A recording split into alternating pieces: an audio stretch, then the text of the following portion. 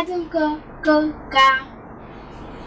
Bàtà rẹ̀ adùn kókóká bí o bá kàwé rẹ̀. Bàtà rẹ̀ adùn bí o bá kàwé rẹ̀. Bàtà rẹ̀ adùn kókóká. Bàtà rẹ̀ àwọ̀ ṣẹrẹrẹ nílẹ̀ bí o bá kàwé rẹ̀ o. Bàtà rẹ̀ àwọ̀ ṣẹrẹrẹ nílẹ̀ bí o bá kàwé rẹ̀ o. Bàtà rẹ̀ àwọ̀ ṣẹrẹrẹ nílẹ̀. Ẹ̀yin ẹlẹgbẹ́ mi, ẹ jẹ́ ká fojú sí ìwé wa kí bàtà wa kó lè dún kókóká kó má lè wọ́ ṣẹrẹrẹ nílẹ̀. Eléyìnbó fi kí n kábọ̀ sórí ìtẹ́lódì ọkọ̀ di ọ̀sẹ̀ yìí, ètò tó ládùn tó lọ́yìn. Orúkọ ti tèmi ní Ewa Asa ní pèpèdọ́là tọ́kọ̀ ìtẹ́lódì ọkọ̀ lórí ìtẹ́lódì ọkọ̀. Àwọn ẹgbẹ́ àwọn àlejò wá sórí ìtẹ́lódì àkọ́kọ́. Ní báyìí, àlejò wa ti wà lórí ìjókòó. Ẹ jẹ́ àdókè lọ, ẹ wá nǹkan fìdílé kẹtẹ̀lé wa kálọ.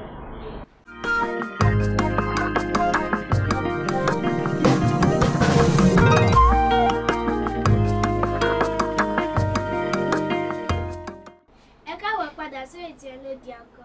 Àlejò wa ti wà lórí ìjókòó báyìí. Wọ́n máa yànnàná ìtàn àti àwọn ìrírí tó ti rí tó lè kọ́ ọmọdé lọ́gbọ́n. Ẹ káàsán bàbá àwọn ẹ̀jẹ̀ bá dákọ̀ ìkẹsìbá kí àwọn ará ilé.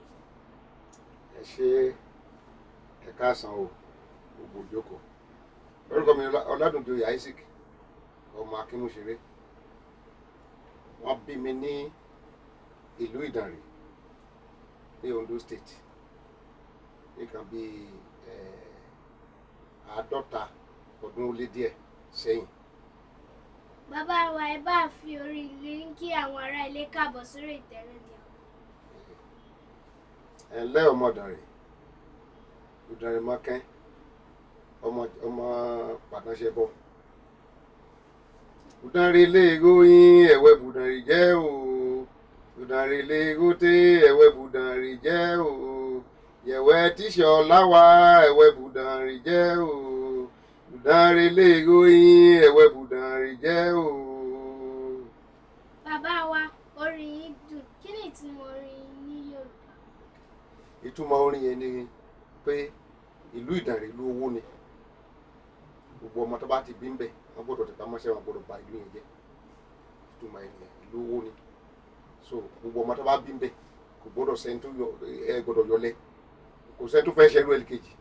Gbogbo ala fẹ́ dèèyàn gidi. Gbogbo ala dẹ̀ fẹ́ ní lọ́wọ́. Ìtumọ̀ yẹn nìyẹn. Ẹ ṣé bàbá wa, bírú iṣẹ́ wo lẹ ń ṣe? Iṣẹ́ tí mò ń ṣe ó pín sọ́nà méjì ní wákàtí ọ̀tá wa yìí. Mo ń ṣe iṣẹ́ olùkọ́ni. Mo tún ń ṣe iṣẹ́ ẹ̀kọ́ tí mo lọ kọ́ ní iléèwé gíga yunifásitì tí wọ́n ń pè ní accountant, auditor. Bàbá wa ẹ jẹ́ lọ síbi èwe yín sìn. Níbo lẹ ti ṣe èwe yín? Mo ṣe èwe mi nílùú ibi tí wọ́n gbé bí mi nílùú Ìdànrè. Àbá tí mo ti ṣe èwe tí mo ti kọ́kọ́ ka ìwé wọ́n ń pe orúkọ bẹ́ẹ̀ ní Ayéfẹ́mi LA School Ayéfẹ́mi Ìdànrè. Àbá ni kò ń ṣe àbò ìgboro ìlú. Ẹni tí mo ń gbé ní ọ̀dọ̀ ẹ̀ ńgbà yẹn ó jẹ́ àbúrò fún bàbá mi. So ọ̀dọ̀ ẹ̀ mo wà, ọ̀dọ̀ ẹ̀ mo ti kọ́kọ́ bẹ̀rẹ̀ ẹsẹ̀ ìwé mi ní iléèwé tí mo dárúkọ yẹn. Màmá tí mo ń gbé lọ́dọ̀ ẹ̀ torí ìyàwó méjì ni bàbá yẹn ní. Ó máa ń rán mi lọ ọjà oko. Àkó àwọn nǹkan títà máa tà lórí ọjà bá bí iṣu, bí ọ̀gẹ̀dẹ̀, bí àwọn kókò, bí àwọn bí ìgbín. Ó máa rò lé mi lórí, máa tẹ̀lé wọn lọ sọ́jà yẹn. Bá dẹ̀ ti lọ láàárọ̀ dalẹ́ ká tó padà. So ó dẹ̀ lọ́mọ bí tèmi tó sọkùnrin náà tájọ jẹ́ ojú ẹgbẹ́. So gbà tí aṣá ń bá ètò ẹ̀kọ́ wa lọ, mo discover pé gbogbo àti bá ti lọ sí ọjà yẹn mi ò ní lè mọ kàtà kọ́ nínú iléèwé. Ọmọ tí a dẹ̀ ti lọ sí iléèwé á lọ kàwé á padà wá. Tí n bá dé látọjà wọn gan oúnjẹ mi ò rí tí máa jẹ. Màá tún dé látọjà màá ṣègbéra máa lọ sí oko, nínú oko bí ta ti ń dáko sí. Bóyá n bá rí kókò ń bẹ àbọ̀gẹ̀dẹ̀ màá sún jẹ. Nígbà tá a wà ní primary school, ipò kíní, ipò kejì, ipò kẹta là máa ń ṣe. Àmọ́ ń bá ara wa sáré ni. tí n bá ti wá gbé pò kíní délé ńgbà yẹn bàbá yẹn á máa béèrè lọ́wọ́ àbí ìyá yẹn àbí bàbá yẹn máa béèrè lọ́wọ́ ọmọ wọn pa Dùnjoyè ló gbé igbá kíní kí ló ń wo kí ni wọ́n ń wò tó lè gbé igbá kejì àbí kí ló wò tó lè gbé igbá kíní bíi tiẹ̀. Bàbá wa bọ́ọ̀lù ẹ ṣe ráyè gbé ipò kíní ẹni jẹ́ pé ẹ kì í ráyè lọ sílé ìwé dédé. Nítorí pé nígbà tí n bá ti lọ àsìkò tí n bá lọ skul yẹn gbogbo nǹkan tó bá kọ́ wa mo fọkàn sí máa ń fi tọkàntọkàn sí kò sí nǹkan tó kọ́ wa tí ò bá yé mi màá béèrè láti kékeré mi ní primary school yẹn pé ọ̀gá kí ni ò yé mi ìyẹn ló fà á tí mo wà ní primary 5 mo bẹ̀rẹ̀ sí ń joyè ní primary school.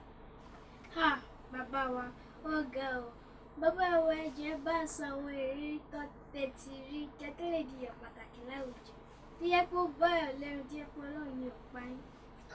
Ìrírí ayé ó pọ̀ ṣùgbọ́n ọlọ́run tó dá wa ó ju gbogbo wa lọ.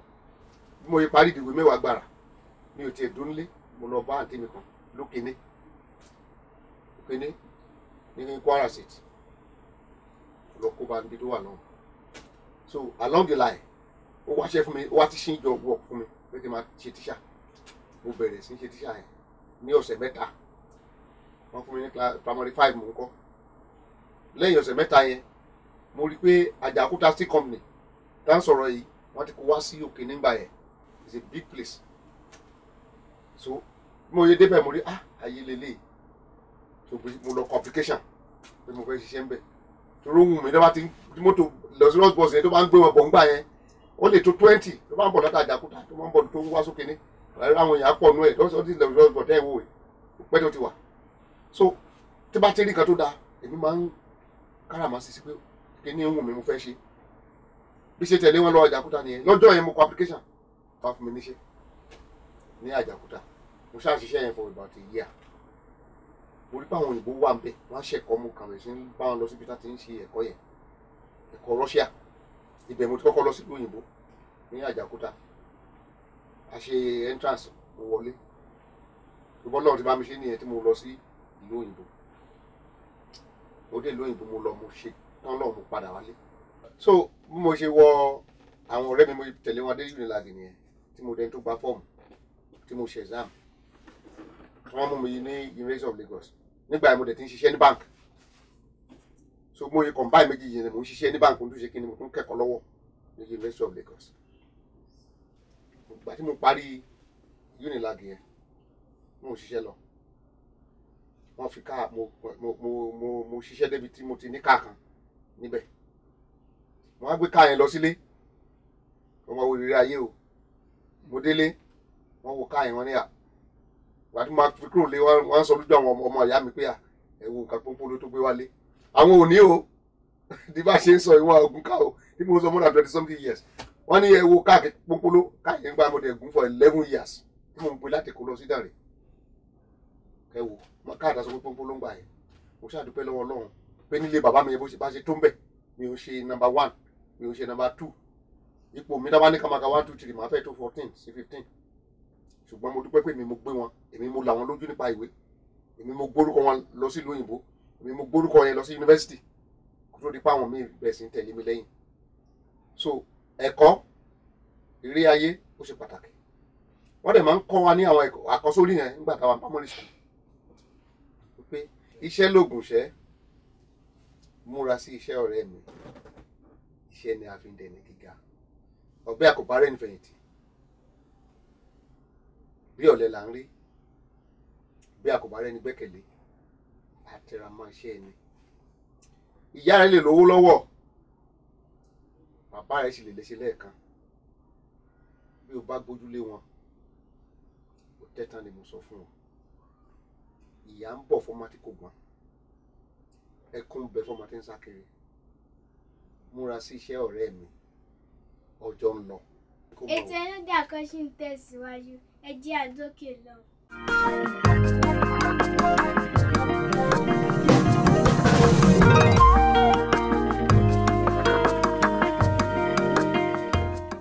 ẹ káàbọ̀ padà sí ìṣẹ̀lódì àkọ́ṣe ẹlẹ́dì àkọ́ṣe ń tẹ̀síwájú bàbá a ṣì wà lórí ìjókòó ẹ jẹ́ àlọ́bìnrin lọ́wọ́ wọn àwọn eré tó máa ń ṣe nígbà tó ṣì wà ní o àwọn eré ìwo lẹ máa ṣe nígbà tó ṣì wà kékeré. a ní oríṣiríṣi àwọn nǹkan tá a máa ń ṣe ńgbà yẹn a lè máa fi dára wa lára yá ládùúgbò. Àwọn ayò kan wà tá à ń pè ní àárín àwọn òkè kan ló máa ń so èso yẹn àwa bíi méjì àárù rẹ̀ máa wà báyẹn ẹnìkan wà báyẹn àwa máa àní a máa tá síra wa so tó bá ti gbé ẹyọ kan ṣubú ẹni tó wà lọ́nà á tún respond ń gbé ìyẹn jẹ́ kínní. Ìkejì ayò kan wà tá máa fa ìlà àwa kẹ̀yìn sí báyìí àwọn mú òkúta látẹ̀yìn ní báyìí máa ń sọ òkúta yẹn báyìí ó máa lọ jáde sí ihò tó bá lọ bọ́ sí ihò kan náà mo ti defeat ẹni yẹn ló ṣe máa padà no tó bá ti bọ́ sí ihò wọn then ó mì pé mo máa tún another one ṣe torí pé mo ti ṣe ó ti bọ́ sí inú ihò kan ọ̀pẹ́ yìí mo ti jù tó bá lọ bọ́ síta ó ti lose nìyẹn ẹni yẹn á bẹ̀rẹ̀ ṣùgbọ́n tó bá bọ́ sínú ihò kan màá tún padà again màá tún mú another òkúta màá tún sọ báyìí tó bá ti lọ bọ́ sí another ihò màá continue until tí òkúta máa bọ́ síta tó bá ti bọ́ síta ẹni yẹn á bẹ̀rẹ̀ tiẹ̀. Àìmọye oríṣiríṣi eré ńgbà yẹn tá à ń ṣe ayò draft ayò ọlọ́pọ́n kan wà ọlọ́pọ́n ìkan draft oríṣiríṣi ayò wọ̀nyẹn táwọn wa máa ń ta àwọn náà jókòó tì wọ́n àmọ́ fi ń kẹ́kọ̀ọ́. So there are many indoor games tí a máa ń ṣe tó jẹ́ pé tí ò ní jẹ́ kọ́ máa rìn gbèrègbèrè káàkiri àwọn kan dẹ̀ máa ń kíp ọmọdé bí sí ni rí pé kọ́mọdé wà kó gbá bọ́ọ̀lù kọ́mọdé wà kó rí nǹkan tó kíp ẹ̀ bí sí nínú ilé yàtọ̀ sí pé kó máa rìn gbèrègbèrè àbí kó ló máa kọ́pì nǹkan tí ò dáńtà. So ẹ̀yin ewé tẹ́ ń bọ̀ nísìnyí ẹ láti máa wọ àkọ́ṣe àwọn òbí yín nítorí pé ẹ̀kọ́ tó bá ń kọ́ yín nínú ilé tá ń kọ́ yín ní school ó mà ṣe pàtàkì òun ló máa jẹ́ kẹ́ de èèyàn gíga lọ́jọ́ ọ̀la o. Tí màmá bá sọ pé báyìí ni kò rìn má gbó lẹ́nu tí bàbá bá sọ pé bí lọ́nà ẹ wọ́n má gbó wọn lẹ́nu ọ̀rọ̀ mi ti yé ẹ. So there are many ètìn tó wà nílé ayé tẹ́lẹ̀ bí kọ́gbọ́n ẹ̀dẹ̀ sórí rẹ̀. Ẹ̀yin ará ilé ìtẹ̀lẹ́bí àkọ́ṣe ń tẹ̀síwájú abala kan máa fẹ́ bẹ́ẹ̀ tí Yorùbá kó fi pa òwe àbí kó fi kọrin láwa yìí. Bàbá wa náà ìwé tó wà lómi yìí àwọn alifábẹ́ẹ̀tì Yorùbá ní gbogbo wọn láti A dé Y ẹ ó mú ẹ̀ọ̀kan ẹ ó fi pa òwe àbí kẹ́ fi kọrin. Ẹ ṣé bàbá wa jẹ́ kí àwọn ará ilé rí nǹkan tẹ́ mú. Kí lẹ mú? Ẹ ṣé bàbá wa ẹ bá fi kọrin àbí kẹ́ fi pa òwe. Ẹ̀yin ará ilé bàbá wa ṣì ń rò lọ́wọ́ ẹ jẹ́ àdókè lọ ká sí lọ́wọ́ nǹkan tá ní fún yín ẹ máa bá a ká lọ.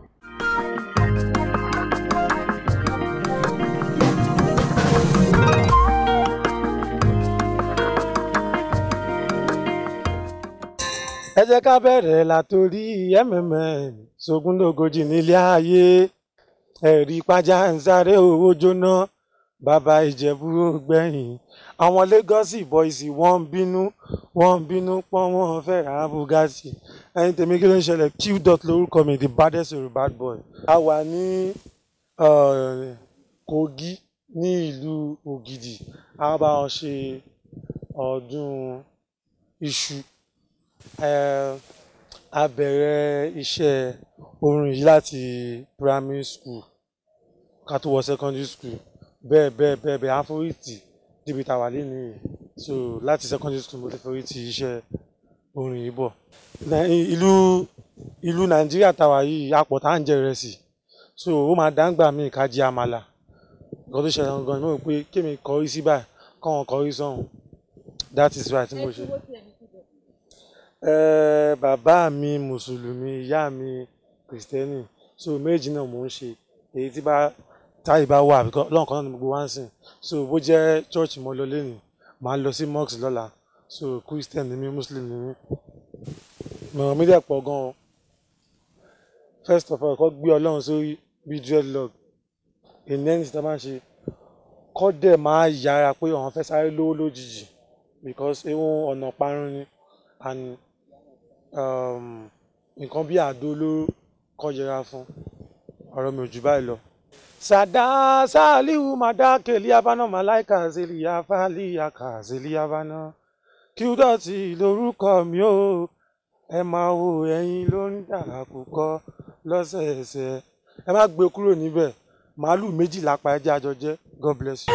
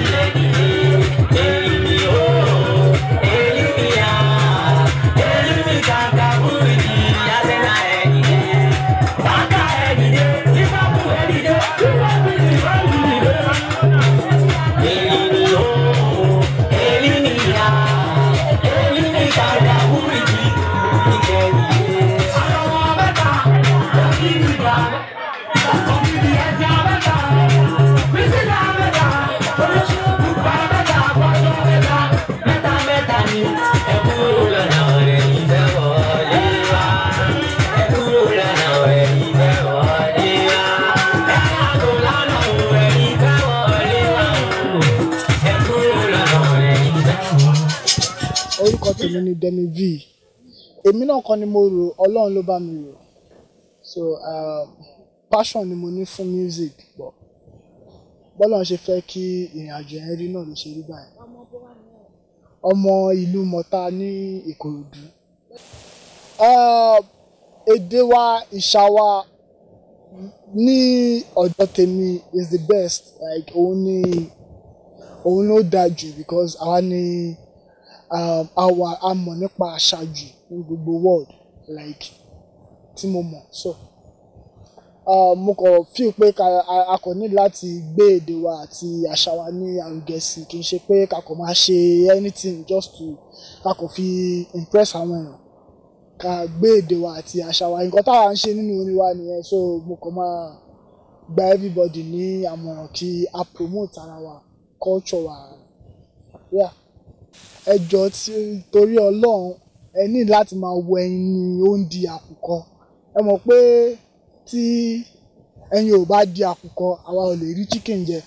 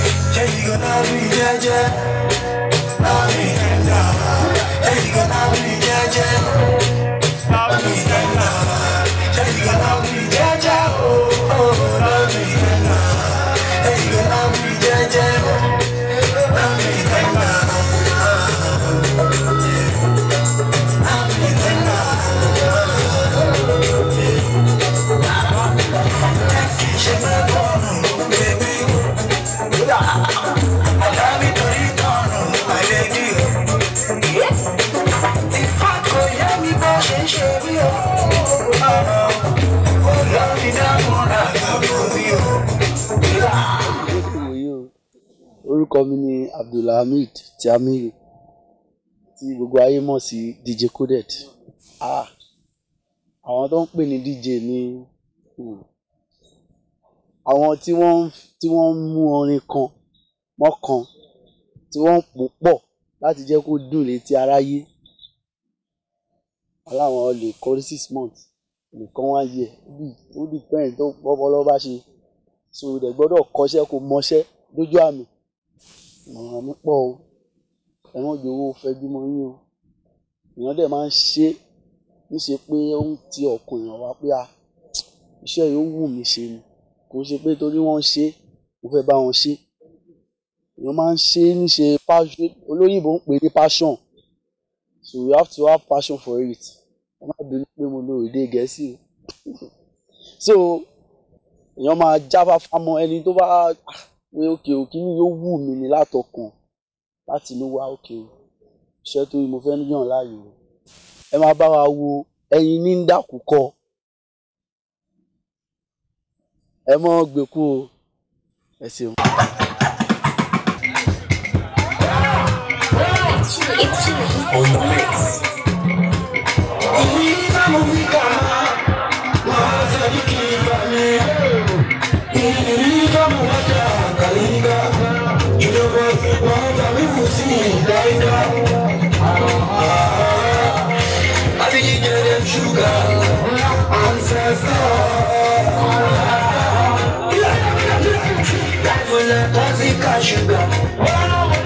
Àlọ́ tí mo wá mi ò wá jẹ́ mo ti ṣorí bómi pẹ̀lú ràpàdà mo lè ti fọwọ́ wẹ̀wọ́ pẹ̀lú agbára bá mo ní bàbá ti ṣe lórí pé mo máa dé bẹ̀ mo ti lọ mọ́ ní lọ́wọ́ ẹni mi ẹ máa lọ bẹ̀ mo ti fẹ̀rẹ̀ mi mọ̀ ṣọ́rọ̀ kí jẹ́jẹ́jẹ́ mo ti dáwọ́ lé ayé